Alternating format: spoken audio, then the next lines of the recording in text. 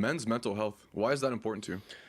Yeah, so I think a lot of us go through like some pretty fucked up shit. Absolutely. Especially Well, not just men's mental health in general, mental health but in still, general. Yeah. A lot of us go through fucked up shit, and I think it's like, it doesn't matter like, you know, what gender you are, but it you know, for me specifically, going through like more traditional male problems. Yeah.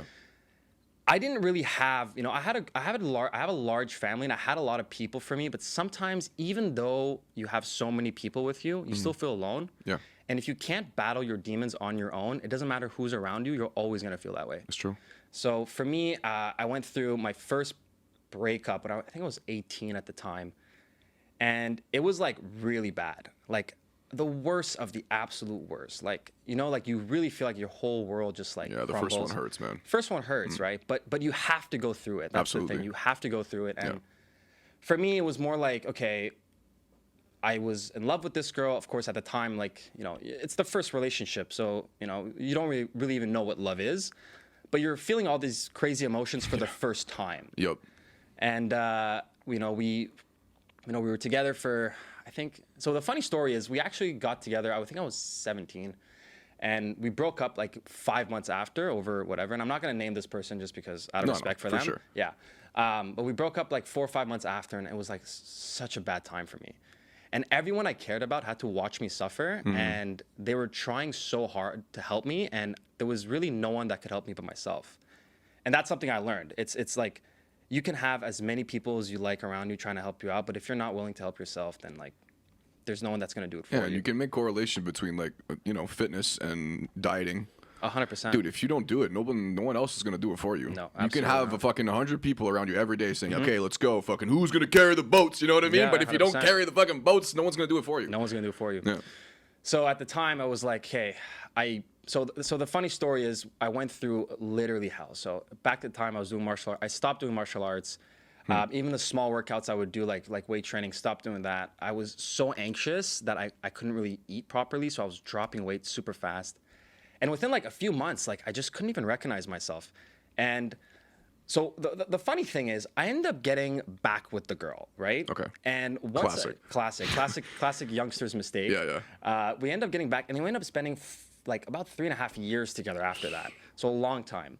And then again, sort of, you know, another issue happened, whatever. We sort of like broke up very like respectfully and mutually. But the second time around, I remember telling myself, I'm never going to let myself go back into that hole ever again.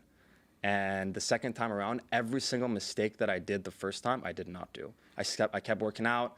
And it's so funny because you actually learn that like when you're going through this amount of sadness, it's actually like a source of unlimited fuel. And it truly is. Yeah, a source of enlightenment. 100%. Yeah. And it's like the amount of shit you can get done when you're going through stuff is like beyond fucking like comprehensible. It's really impressive. You'd be so surprised about how much shit you can get done when you're going through stuff. You need adversity, man. You have to. Yeah. And it's like the problem here is that, you know, there's sort of two ways that you react to it. You either go through something detrimental and you let yourself drown, or you get out of it and you use that fuel into good shit. You pump it into things that, like, for example, working out. Yeah. Or anything else, really. It doesn't have to be working out. Business, school. Anything. Yeah. It's truly unlimited fuel. And for me, for example, like, you know, I'm a massive fitness enthusiast, so my workouts after my breakup were fucking unreal. They were so good, and it's just like Fighting demons, bro. oh yeah, big time. It's a blast. So when you look at it that way, there's like kind of a little bit of positivity that comes with it, right? Yeah. It's like, yeah, like this shit happened to you and it sucks, but what are you gonna do? Are you gonna sit around or feel sorry for yourself, or are you gonna go out there and take all this negativity and turn it into positivity? Because like we said earlier, it's really up to you. Yeah. No one's gonna do it for you. And so that's something I had to learn. Like I had such a large support system growing up because I have such a huge family.